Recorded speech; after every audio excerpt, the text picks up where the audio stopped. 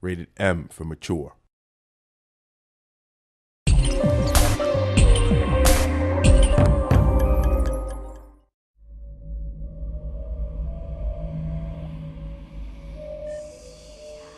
The backstory of Altair, the main character of our game, is pretty complex, if you will. So he's a master assassin in the Third Crusade, and he did a mistake at the beginning of the game. And the story of the game and the character is all about redemption. So he has to do a lot of assassination to redeem himself. And while doing so, he'll learn a little bit more about conspiracy stuff going on in the Third Crusade. The role of the assassin clan in Assassin's Creed is basically to stop the war. That's their personal goal.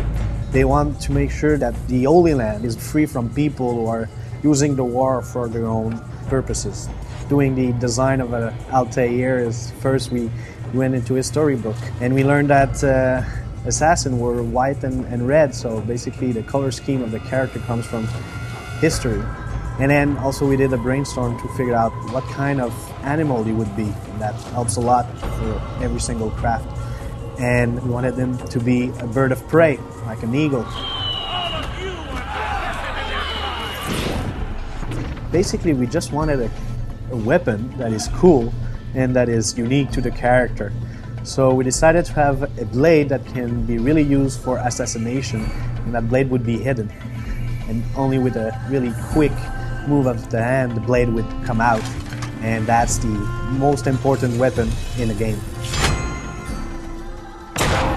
At first, our animation art director wanted Altair in general to be very realistic in his moves. So very slow-paced, very tentative, he's calculating his next moves. But in the end, just to make sure that the gameplay itself was fun, we had to edit most of our animations to make them snappier, more, I'd say, offensive. And we ended up with something that we really liked and that is really, really unique. So the way we make Altair look and move realistically is by using, in part, hand-keyed animation and in part, mocap animation. We have a crazy amount of animation in the game. The total is approximately 12,000 animations.